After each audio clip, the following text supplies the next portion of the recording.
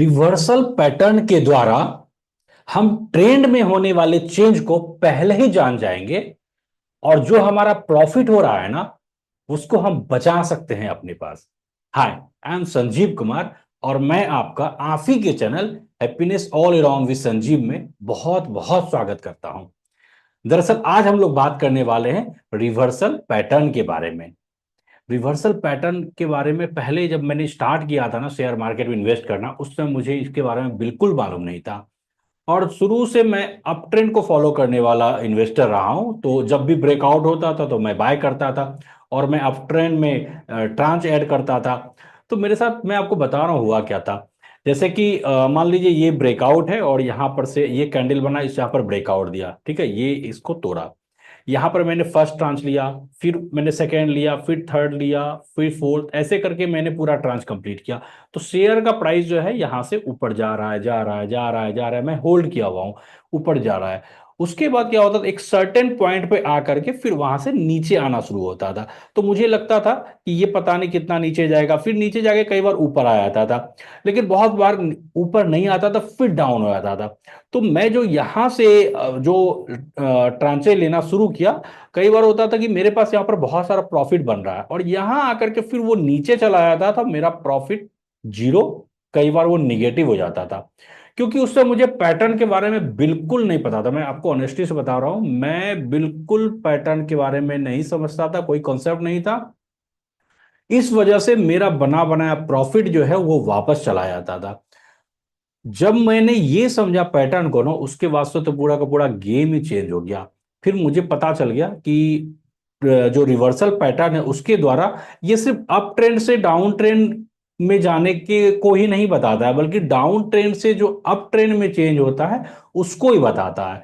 तो डिटेल में समझने के लिए मैं आपको शेयर करता हूं आपके सामने माइंड मैप, और उसके द्वारा हम लोग समझेंगे रिवर्सल पैटर्न को। दरअसल ये मेरा दूसरा वीडियो है चार्ट पैटर्न को लेकर के।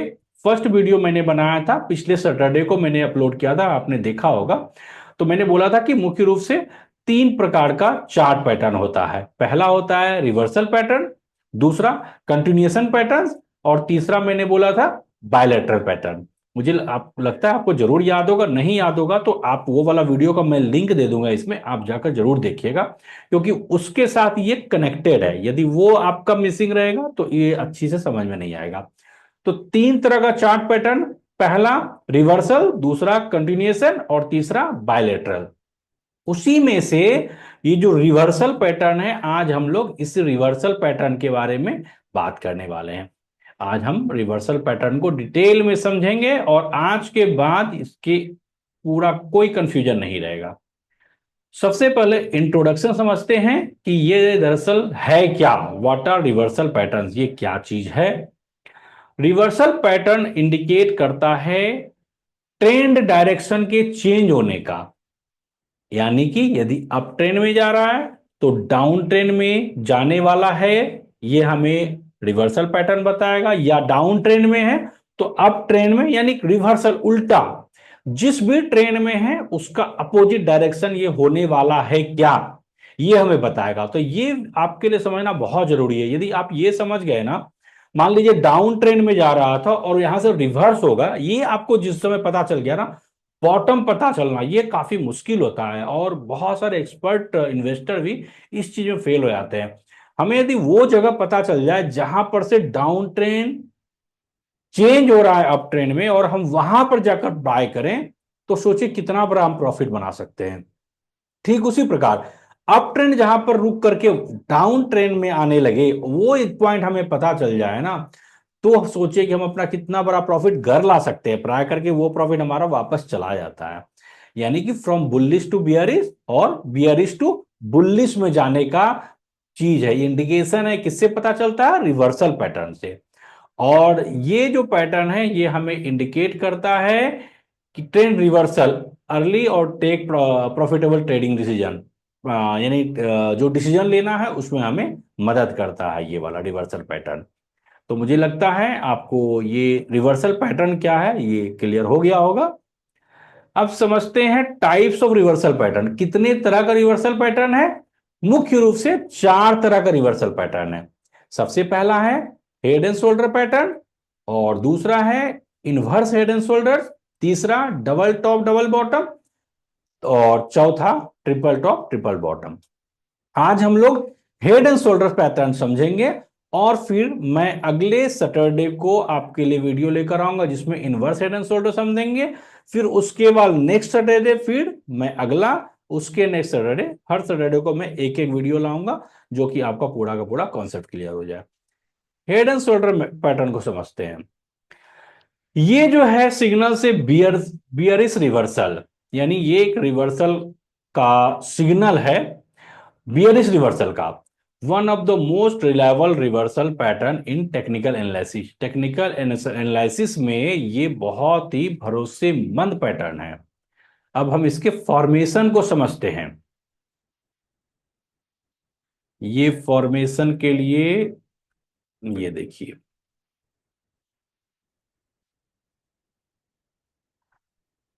सबसे पहले आप जो ये देख पा रहे हैं, ये समझिए, ये जो कैंडल है, ये जो जा रहा है, ये लाइन जो आप देख रहे हैं, ये अप ट्रेंड में जा रहा था, शेयर का प्राइस अप ट्रेंड में था।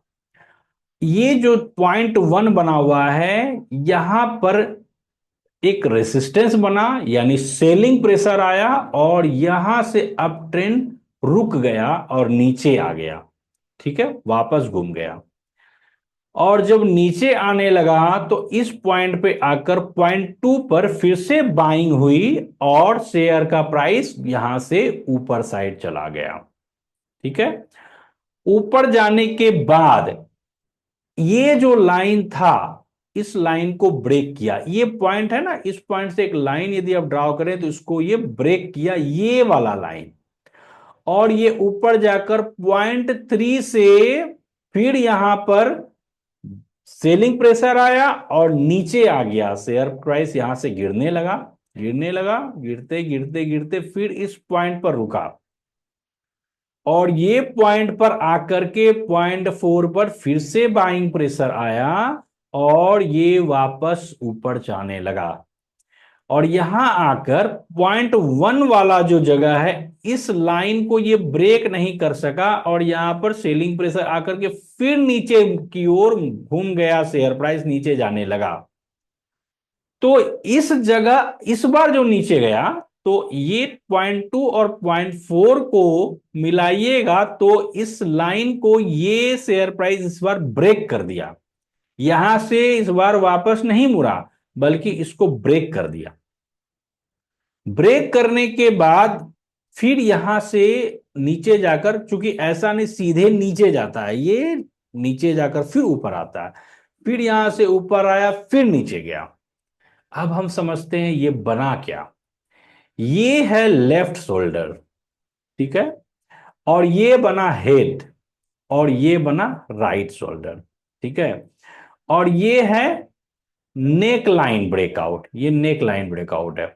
ये देखिए लेफ्ट शोल्डर, लेफ्ट शोल्डर बना जब प्राइस बढ़ रहा था और यहां पर फॉल आना शुरू हुआ। हेड बना यहां पर हायर पीक फॉर्म हुआ, ऑल टाइम हाई बनाया, और यहां से फिर से फॉल आया, फिर गिर गया। उसके बाद आप देखिए, फिर फिर से ये लोअर पिक फॉर्म हुआ, लोअर यहां पर आकर के फिर वापस गया, और लोअर पिक फॉर्म होकर के यहां पर कंफर्म वीकनेस, यानी यहां से फिर ऊपर नहीं गया, वापस आने लगा। तो ये हो गया राइट शोल्डर, ये लेफ्ट शोल्डर, और ये बन गया हेड। और जो नेक लाइन की बात कर रहे हैं, ये वाला नेक लाइन है, इस दोनों को जब मिलाइएगा, ये लेफ्ट शोल्डर से जब नीचे आया और राइट शोल्डर से जब नीचे आया, तो इस दोनों पॉइंट को जब मिलाएंगे तो ये नेक लाइन बन रहा है। और नेक लाइन को जब राइट शोल्डर से जब नीचे आया शेयर प्राइस, और जब इस नेक लाइन को तोड़ा, तो यहां पर डाउन ट्रेंड स्टार्ट।